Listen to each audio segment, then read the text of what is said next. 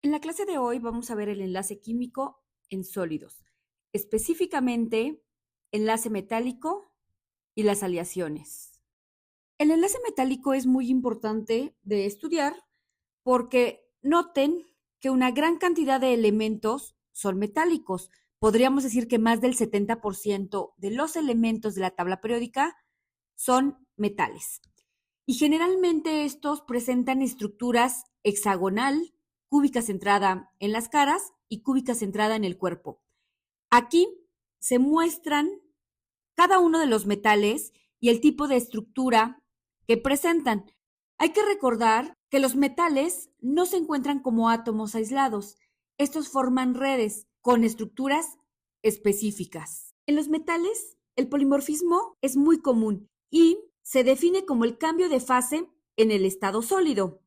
Por ejemplo, aquí hay una estructura del tipo cúbica centrada en las caras o hexagonal compacta. Este tipo de estructuras pueden modificarse o pueden cambiar debido a altas temperaturas y estas se pueden convertir, por ejemplo, en una cúbica centrada en el cuerpo.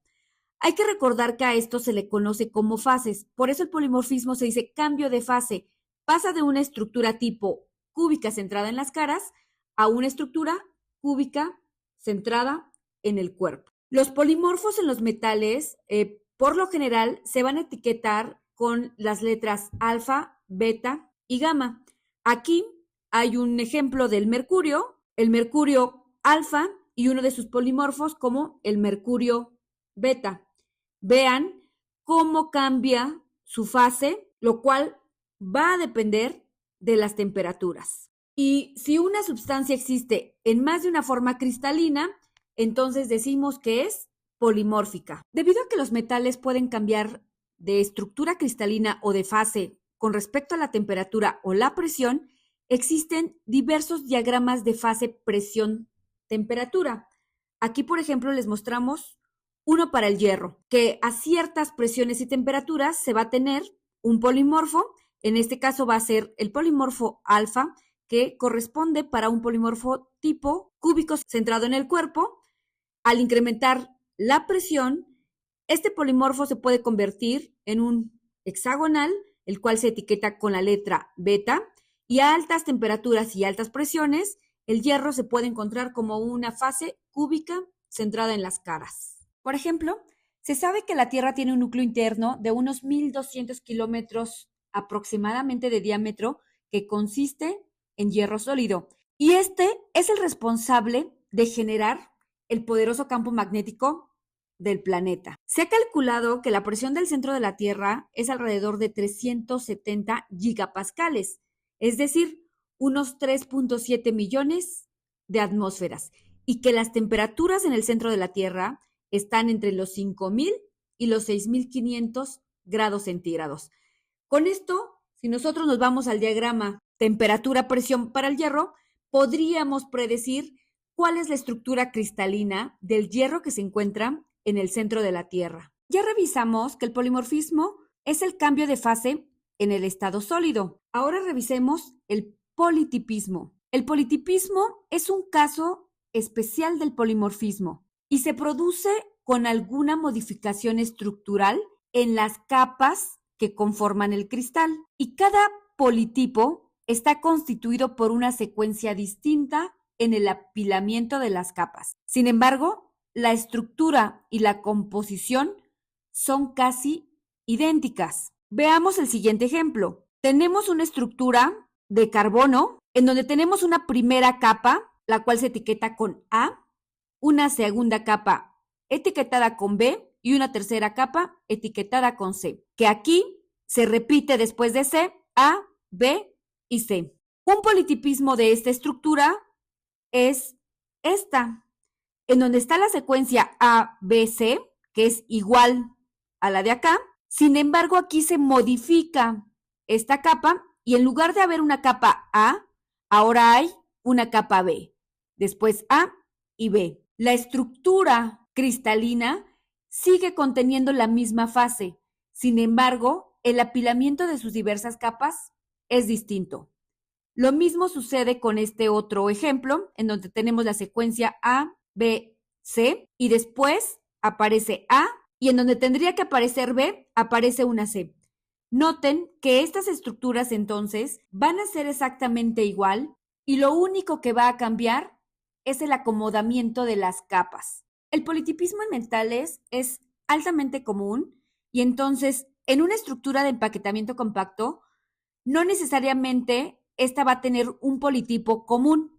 ¿Se acuerdan cuando revisamos el apilamiento AB-AB para un sistema hexagonal o un empaquetamiento cúbico en el cual tendríamos una secuencia ABC?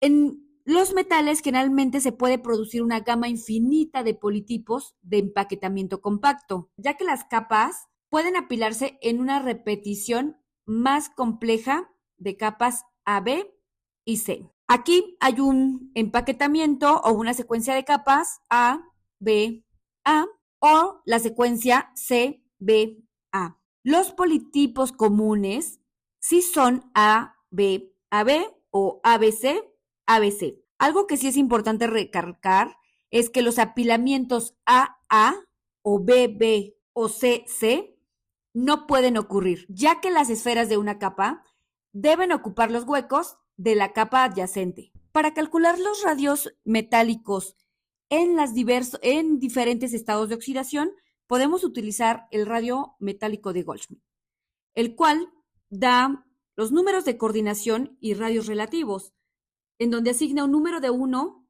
a un número de coordinación 12, 0.97 para un número de coordinación 8, 0.96 para un número de coordinación 6 y 0.88 para un número de coordinación 4. Recordemos que los radios dependen del número de coordinación. Entre menor sea el número de coordinación, menor será el radio relativo. El radio metálico se define como la mitad de la distancia entre los átomos vecinos más cercanos en una red metálica en estado sólido y depende del número de coordinación. Entonces, ¿cómo se utiliza esta relación del radio metálico de Goldschmidt? Hagámoslo con un ejemplo. El radio atómico empírico del sodio es de 185 picómetros cuando se encuentra con un número de coordinación 8 y su estructura es cúbica centrada en el cuerpo. Ahora, si quisiéramos ajustar el radio del sodio a un número de coordinación 12, se debe hacer lo siguiente. Nosotros queremos este número de coordinación 12 y ya vimos que su radio relativo es 1. Entonces, tendríamos que multiplicar ese 1 por el radio empírico del sodio, que es 185 para un número de coordinación 8, entre 0.97. Es simplemente una regla de 3. Por lo tanto, el sodio tendría un radio de 191 picómetros si tuviera un número de coordinación de 12. Ahora, ¿cómo se mide el tamaño de los átomos o de los iones? Según el modelo de la mecánica cuántica, los átomos y los iones no tienen fronteras bien definidas en las que la distribución electrónica se vuelva cero. Por lo tanto, si no tenemos una superficie, es muy complicado medir el radio de un átomo.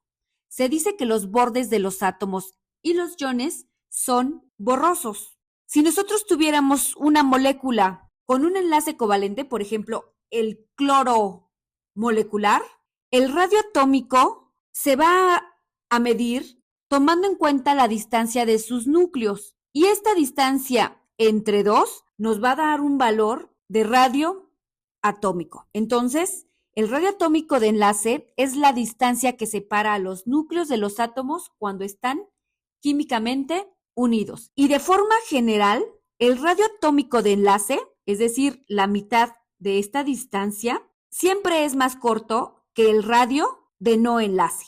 Este tipo de sistemas se conocen como radios covalentes, mientras que el radio de no enlace se conoce como radio de Van der Waals. Ya revisamos un radio covalente y ya dijimos que la distancia o el radio es la distancia que hay entre los núcleos entre dos. Si comparamos este sistema con un radio metálico, recordemos que en los metales no se encuentran de forma aislada, es decir, no se puede encontrar un solo átomo de hierro. El hierro o el elemento hierro forma redes de átomos del mismo elemento.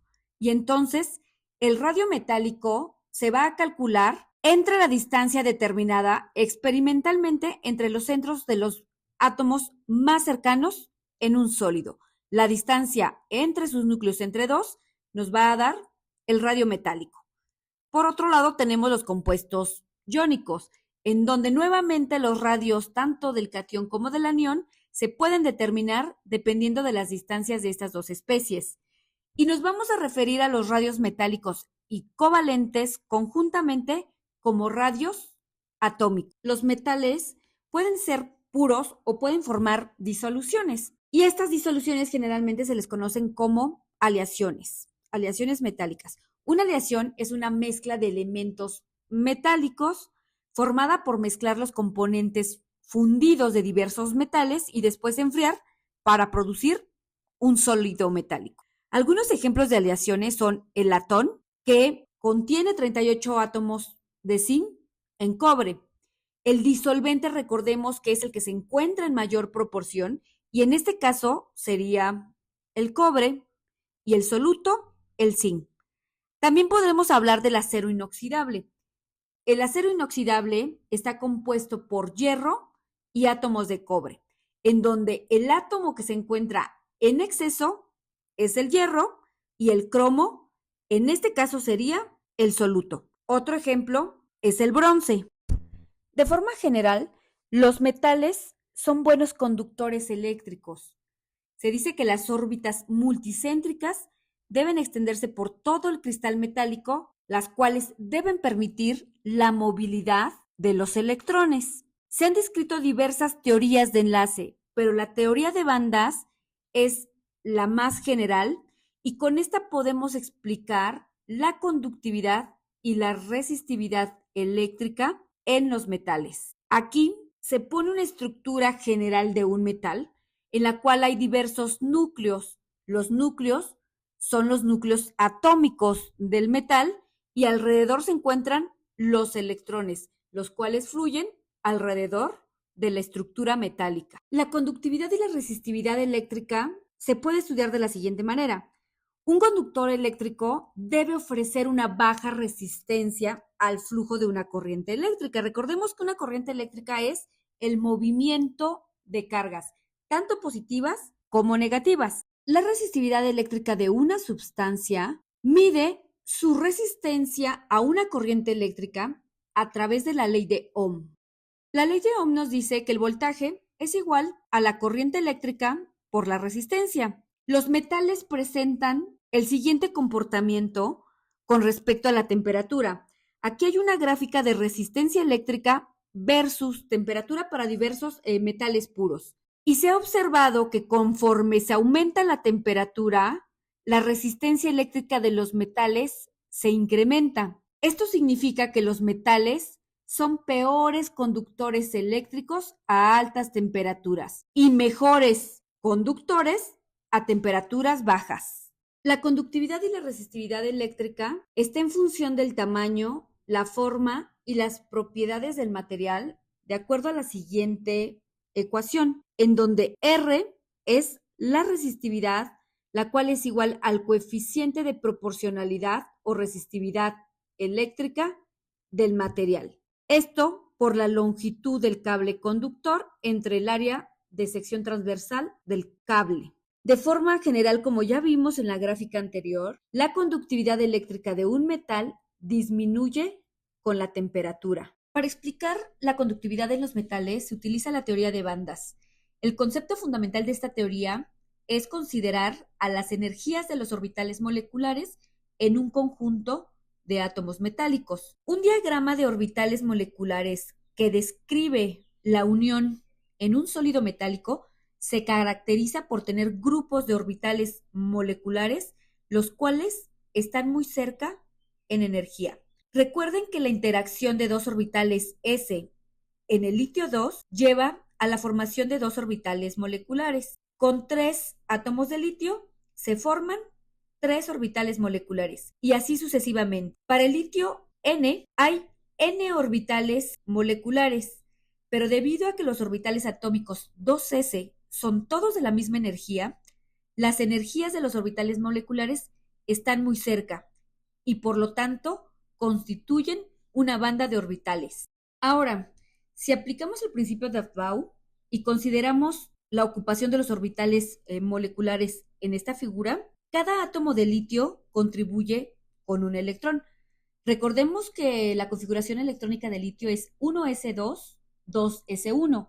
Los electrones de valencia se encuentran en el orbital 2s y solo hay un electrón.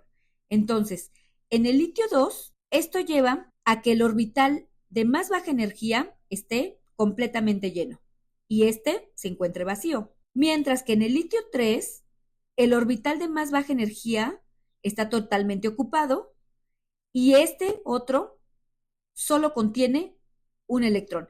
Es decir, este orbital molecular se encuentra semilleno. En el litio N, con N átomos de litio, la banda debe de estar medio ocupada, debido a que la banda de orbitales moleculares en el litio N contiene contribuciones de todos los átomos de litio, considerando que este modelo se basa en el hecho de que los electrones están deslocalizados en el enlace metálico. Además, ya que las energías de los orbitales moleculares dentro de una banda está muy cercana y no todos los orbitales moleculares están poblados, los electrones pueden moverse a los orbitales moleculares vacantes dentro de la banda por influencia de un campo eléctrico. Y debido a la deslocalización, podemos racionalizar fácilmente el movimiento de los electrones de un átomo de litio a otro y entender por qué resulta la conductividad eléctrica. El modelo de las bandas indica que la conductividad eléctrica es una propiedad característica de las bandas de orbitales moleculares parcialmente ocupadas. En teoría, ninguna resistencia debería oponerse al flujo de la corriente si los núcleos están localizados en los puntos de una red perfectamente ordenada. Y se podría esperar que el aumento en la población térmica de los niveles de energía más altos dentro de una banda a temperaturas más elevadas condujera a un aumento en la conductividad eléctrica. Sin embargo, en la práctica, las vibraciones térmicas de los núcleos producen resistencia eléctrica, de manera que se produce una disminución de la conductividad del metal a medida que aumenta la temperatura porque la movilidad de los electrones disminuye. Es decir, si nosotros asumimos que estos núcleos están completamente fijos, no tendría por qué haber ninguna resistencia, pero sabemos que los átomos no se encuentran fijos, siempre están en movimiento y al incrementarse la temperatura, seguramente estos se mueven de posiciones y eso es la resistencia a la que muchos electrones se van a enfrentar. Por lo tanto, la conductividad eléctrica disminuye conforme incrementa la temperatura en los metales. El modelo de bandas indica que la conductividad eléctrica es una propiedad característica de las bandas de los orbitales moleculares parcialmente ocupadas. Y en teoría, ninguna resistencia debería oponerse al flujo de una corriente si los núcleos están localizados en los puntos de una red perfectamente ordenada. Y se podría esperar que el aumento en la población térmica de los niveles de energía más altos dentro de la banda a temperaturas más elevadas condujera a un aumento de la conductividad eléctrica. Pero como ya mencionamos, en la práctica, las vibraciones térmicas de los núcleos producen resistencia eléctrica, de manera que se produce una disminución de la conductividad del metal a medida que aumenta la temperatura, debido a que la movilidad de los electrones disminuye. En este diagrama podemos observar cómo serían las bandas típicas en conductores, semiconductores y materiales aislantes. En un material aislante podemos observar que sus bandas se encuentran separadas, su banda ocupada y la banda vacía. Por lo tanto, va a ser muy complicado que los electrones de esta banda pasen a la banda vacía, ya que existe una gran energía de separación entre la banda de valencia y la banda vacía. Ahora, cuando tenemos materiales conductores, se pueden dar dos casos. Uno, en donde existen dos bandas, una de ellas está semillena y por lo tanto la conducción se puede dar en esta misma banda. Los electrones pasan de esta parte semillena a esta vacía, o en donde tenemos bandas en las cuales se traslapan tanto la banda llena como la banda vacía. Y en un semiconductor, la banda llena se encuentra muy cercana a la banda vacía y los electrones también pueden pasar fácilmente a esta banda de conducción. Ahora, el nivel de energía del orbital más alto ocupado en un metal, en el cero absoluto, se llama nivel de Fermi. El nivel de energía del orbital más alto ocupado es el equivalente al orbital HOMO en la teoría de orbitales moleculares. Entonces, a esta temperatura pertenece la configuración electrónica predicha por el principio de Aufbau. Y así, en el litio, por ejemplo, el nivel de Fermi se encuentra exactamente a la mitad de la banda que está semillena. Para otros metales, el nivel de Fermi se encuentra a la mitad o cerca del centro de esta banda. Una banda prohibida o brecha energética, band gap, como así lo encontrarán en diversos libros, es la energía que separa a la banda de valencia de la banda de conducción. La magnitud de una banda prohibida en un semiconductor es igual a 1 electrovolt. Si la energía es mayor a 1 electrovolt, significa que ese material es aislante. Entonces, a la banda llena se le conoce como la banda de valencia y a la banda vacía como la banda de conducción. La conductividad de un metal puro y sin defectos está determinada por la estructura electrónica de los átomos, pero podemos cambiar la conductividad al modificar la movilidad de los electrones. Noten que en un cristal perfecto, el electrón se puede mover libremente, pero si ese cristal es calentado a altas temperaturas, eso va a resultar en que los átomos se pueden mover de esas posiciones que se encontraban en un cristal perfecto, y eso va a ocasionar que el electrón modifique su trayectoria y por lo tanto que disminuya su movilidad y así su conductividad eléctrica. Por otro lado, también podemos tener en cuenta que en un cristal puede haber defectos atómicos, lo cual también va a modificar la movilidad de los electrones. La conductividad eléctrica en los metales puros depende de la estructura atómica y del número de defectos. ¿Cómo es el efecto de la temperatura en los metales? Cuando la temperatura de un metal aumenta, la energía térmica hace que las amplitudes de vibración de los átomos aumenten y la movilidad de los electrones es reducida, provocando un incremento en la resistividad. Para un metal puro, el cambio en la resistividad a cualquier temperatura está dado por la siguiente ecuación, en donde este símbolo representa a la resistividad a temperatura ambiente. El delta T es la temperatura final menos la temperatura ambiente por el coeficiente de resistividad. Para poder calcular la resistividad de un metal a cualquier temperatura, ustedes van a encontrar en tablas la resistividad a temperatura ambiente de una gran cantidad de metales y el coeficiente de resistividad a temperatura ambiente. La teoría de bandas en semiconductores se ilustra a continuación. Cuando los átomos de un semiconductor se unen para formar un sólido, se forman dos bandas, como en este ejemplo. En esta figura, en la que una banda totalmente ocupada está separada de una banda no ocupada por una pequeña banda prohibida o de energía prohibida, en este caso, la conductividad eléctrica depende de que haya energía térmica suficiente para que los electrones que se encuentran en la banda de valencia pasen a la banda de conducción. Y de aquí que la conductividad aumenta a medida que se eleva la temperatura. Y esto va a ocasionar lo siguiente. Cuando los electrones excitados pasan a la banda de conducción, dejan niveles de energía no ocupados o huecos en la banda de valencia.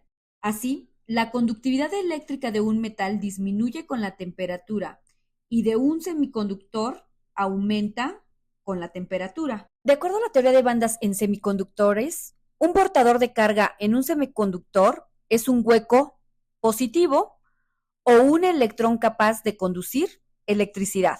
Cuando un electrón se mueve para llenar un hueco, se va a generar un nuevo hueco en esta posición. En consecuencia, los huecos parecen actuar como cargas positivas y portadores de carga eléctrica. Así, los huecos se mueven en una dirección y los electrones en otra, y eso hace que se conduzca la corriente eléctrica. Los electrones tratan de llenar los huecos y se siguen generando huecos, los cuales propiamente no son cargas positivas, son ausencia de cargas negativas debido a que los electrones se están moviendo. Cuando hablamos de semiconductores extrínsecos, que es el equivalente a semiconductores dopados, los podemos clasificar en dos tipos, tipo P y tipo N. En un semiconductor del tipo P, la conductividad eléctrica surge de la población térmica de un nivel aceptor que deja vacantes, es decir, huecos positivos en la banda inferior. Mientras que un semiconductor del tipo N, un nivel donante se aproxima a la banda de conducción. Los semiconductores del tipo P se obtienen cuando se añaden impurezas deficientes de electrones y no hay suficientes electrónicas para completar los enlaces covalentes. Eso hace que se genere un hueco en la banda de valencia, que puede ser llenada por electrones de otros lugares o de la banda. Estos huecos actúan como aceptores de electrones y estos sitios de los huecos formados poseen una energía un poco más alta de lo normal y crean un nivel aceptor de electrones justo por encima de la banda de valencia. Por otro lado, los semiconductores del tipo N se generan cuando se adiciona una impureza rica en electrones. Los electrones del átomo donador participan en el proceso de enlaces covalentes y los electrones extra entran en un nivel de energía justo por debajo de la banda de conducción. Dado que el electrón extra no está estrechamente ligado a los átomos, solo se requiere un pequeño aumento de energía para que el electrón entre la banda de conducción y este nivel lleve a cabo esas transferencias de electrones. Este nivel de energía justo por debajo de esta banda se denomina estado donador o nivel donador. Un dopante de tipo N dona un electrón libre y la banda de energía prohibida que controla la conductividad es ahora la banda ED en lugar de la banda EG, que es la banda gap. Y aquí no se forman los huecos correspondientes cuando los electrones donantes entran en la banda de conducción, aunque sí se crean pares de electrones huecos cuando la energía térmica hace que los electrones sean promovidos a la banda de conducción desde la banda de valencia. Sin embargo, el número de pares de electrones huecos solo es significativo a altas temperaturas.